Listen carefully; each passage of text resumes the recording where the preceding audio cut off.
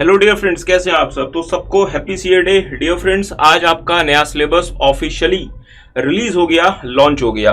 तो अगर आप इंस्टीट्यूट की वेबसाइट में जाएंगे तो आईसीएआई ने अपने साइट में एक नया मतलब टैब भी बना दिया है जिसका नाम है new scheme of education and means training.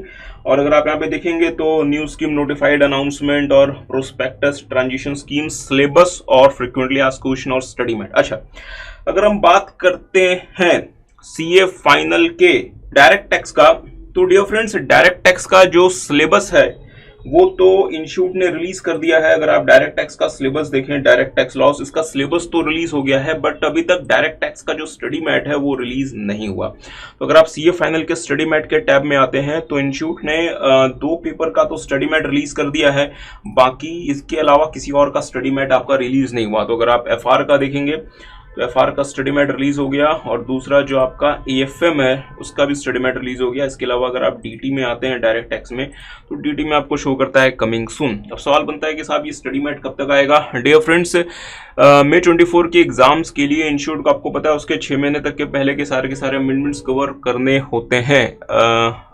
इसका मतलब ये हुआ कि मतलब सितंबर एंड तक का जो भी अमेंडमेंट है वो सब कुछ उस स्टडी मैट में इनकॉर्पोरेट होना चाहिए।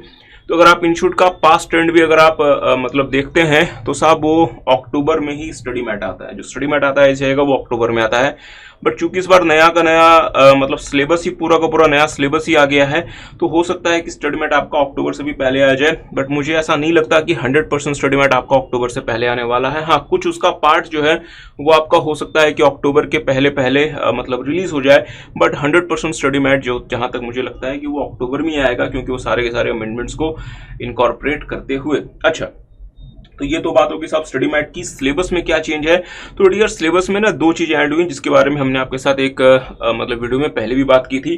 तो इसमें एक तो इसमें ऐड हो गया है ब्लैक मनी लॉ। अगर आप देखते हैं मतलब taxation of undisclosed foreign income and assets, एक ये ऐड हो गया है, और दूसरा है टैक्स ऑडिट। तो साहब टैक्स ऑडिट पहले आपको ऑडिट में पढ़ना पड़ता था, वो अब आपको यहाँ पे आ गया है, और ब्लैक मनी लॉ आपको पहले ऑप्शनल वाले में आपको मतलब दिया हुआ था, अब आपको मेन कोर्स में आ गया। इसके अलावा सिलेबस में कोई और चेंज नहीं है। जहां तक सवाल है कि साहब सिलेबस से क्या कुछ हटाया गया है, फिलहाल तो अगर आप सिलेबस का कंटेंट देखेंगे तो आपको ये मतलब नहीं पता चलता। और सीए फाइनल लेवल पे डियर फ्रेंड्स मतलब डायरेक्ट टैक्स में 100% ही आपका कोर्स होता है, तो ये एक्सपेक्ट करना कि कुछ बहुत कुछ यहाँ से हटा दिया होगा, ये सही नहीं है।